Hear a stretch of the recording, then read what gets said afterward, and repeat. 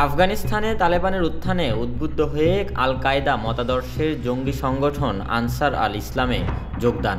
কিন্তু আইনশৃঙ্খলা রক্ষাকারী বাহিনীর অভিযানে আনসার আল ইসলামের কার্যক্রম প্রায় স্থিমিত হয়ে পড়লে নতুন সদস্য সংগ্রহসহ কার্যক্রম পরিচালনা এবং চলমান রাখার জন্য আনসার আল ইসলাম মতাদর্শী শাহাদাত নামে নতুন একটি জঙ্গি সংগঠন তৈরি করে নতুন সদস্য সংগ্রহসহ দাওয়াতি কার্যক্রম পরিচালনা করতে থাকে।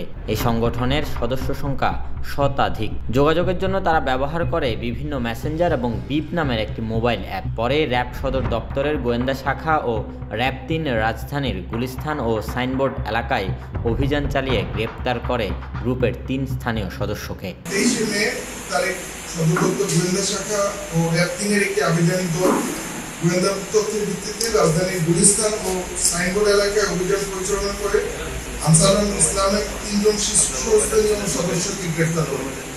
পরবর্তীতে গোয়েন্দা নজরদারি এবং তথ্য প্রযুক্তির মাধ্যমে জানা যায় শাহাদাত গ্রুপটি সালাউদ্দিন নামক এক প্রবাসীর মাধ্যমে পরিচালিত হয়, যিনি বর্তমানে বিদেশে অবস্থান করছে। এরই ধারাবাহিকতায় র্যাব সদর দপ্তরের গোয়েন্দা শাখা ও র্যাব ৭-এর একটি আভিযানিক দল কর্ণফুলীতে জঙ্গিবাদী মিটিং পরিচালনাকালীন শাহাদাত গ্রুপের ২ জন সক্রিয় সদস্যকে গ্রেপ্তার করে।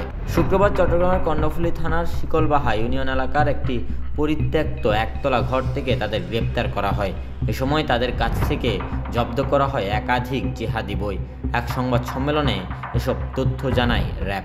ঢাকা গোয়েন্দা শাখা এবং র্যাব ৭-এর একটি আভিযানিক দল আজকে দুপুরের দিকে শিকলবাহা ইউনিয়ন এলাকার একটি পরিত্যক্ত একতলা ঘর থেকে জঙ্গিবাদী মিটিং পরিচালনা করে শাহাদাত গ্রুপের ২ জন সক্রিয় সদস্যকে গ্রেফতার করে।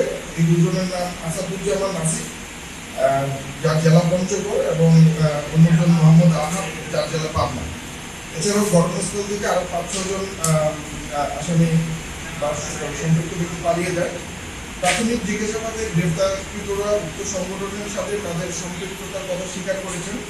পঞ্চগড়ের বাসিন্দা মোহাম্মদ আসাদুজ্জামান আসিফ এবং পাবনার মোহাম্মদ আহাদকে গ্রেপ্তার করা গেলেও এ সময় ঘটনাস্থল থেকে ৫ থেকে ৬ জন পালিয়ে যায় বলে জানায় RAB. Desk report, news now 24।